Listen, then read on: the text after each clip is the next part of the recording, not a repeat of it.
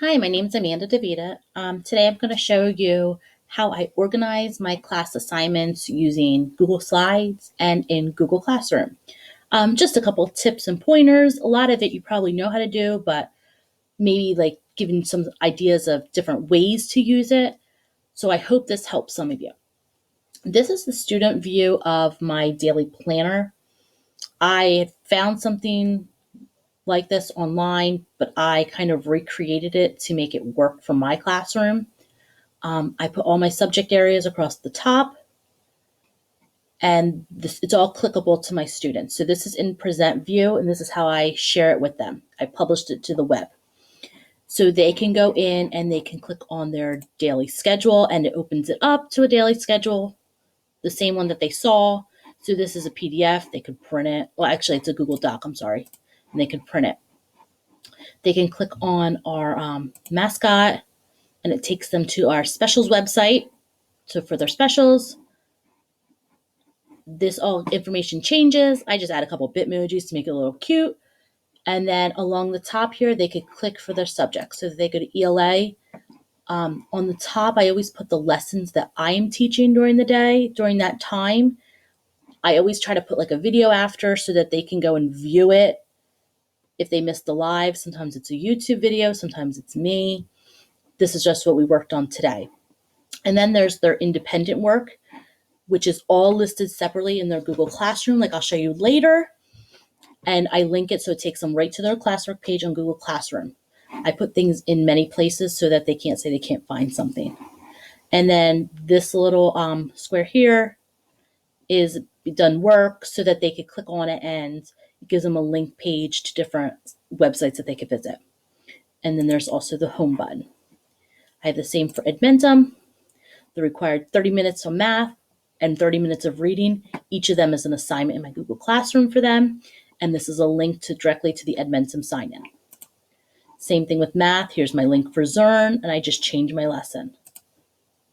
Science, I actually have it grayed out. I do that for all of my lessons actually, because I noticed that some of my students would not come to my meet and they would just jump on their work. And sometimes they were doing it incorrectly because they didn't even listen to a lesson. So I block it off their assignments until the lesson's done. So then it kind of forces them to come to my meet.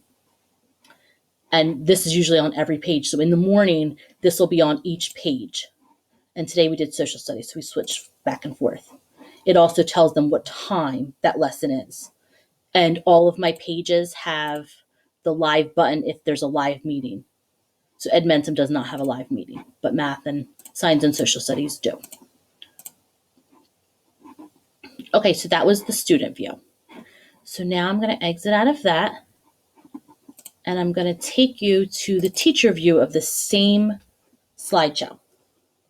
And like I said, this is in Google Slides.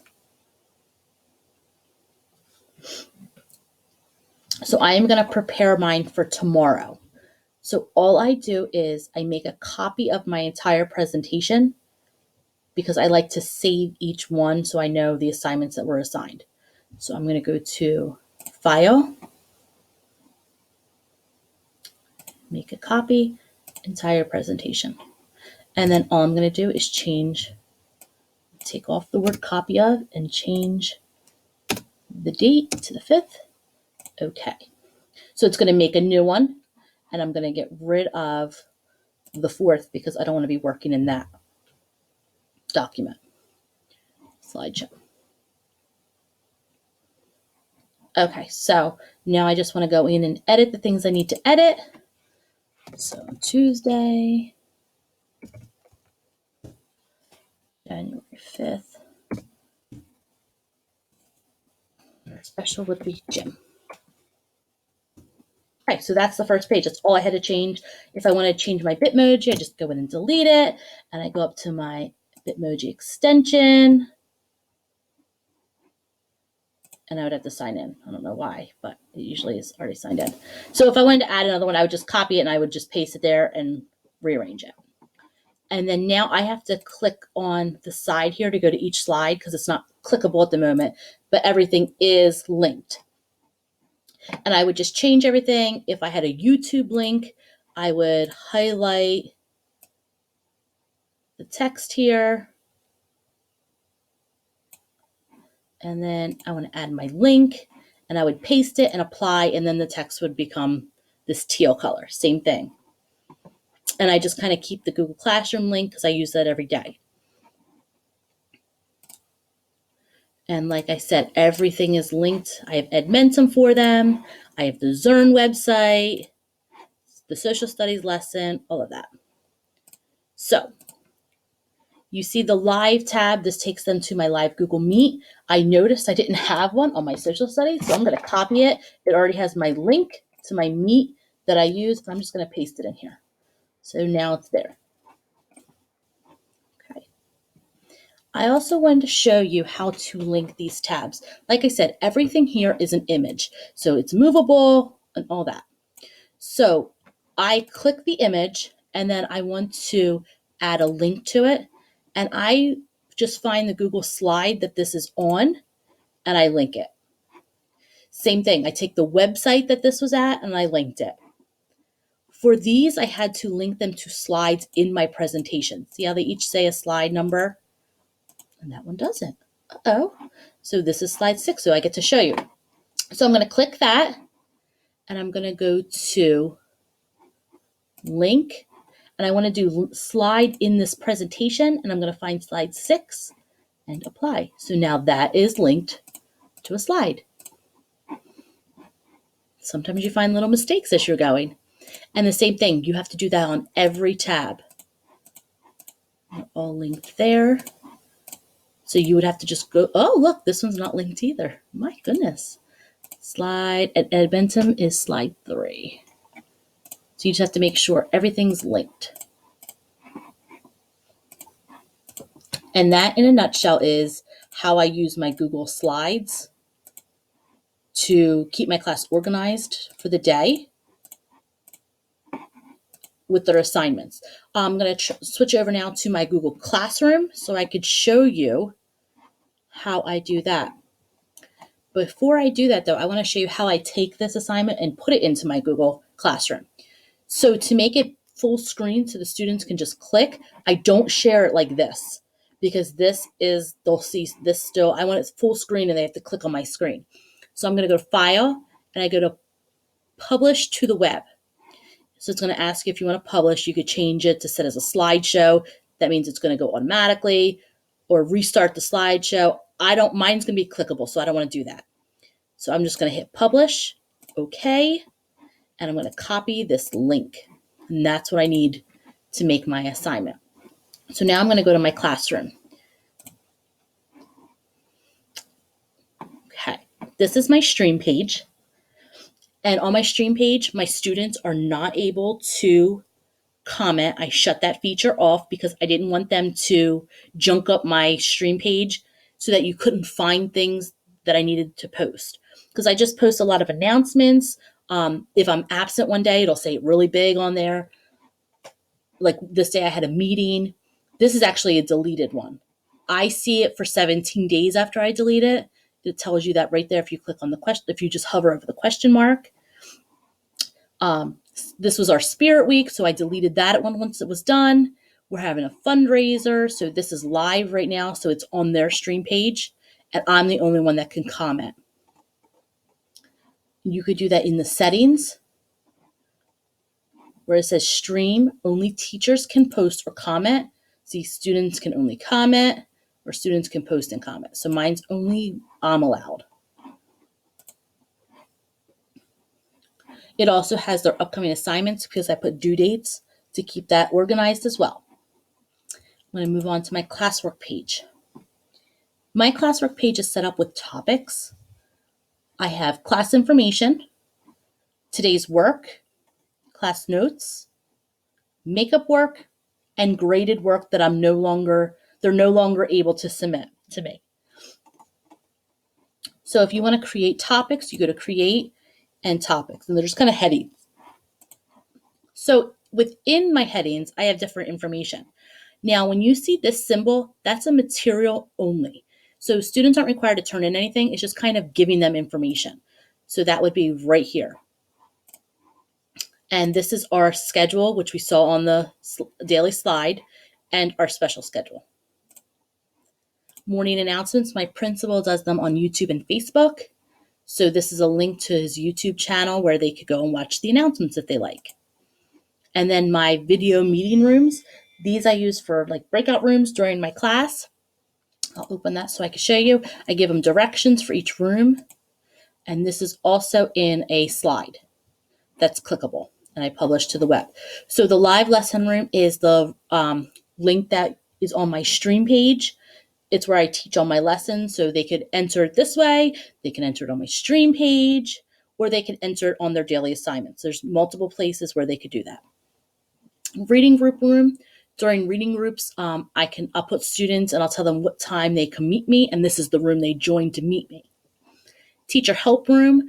This room's usually empty unless a student wants to ask like a private question.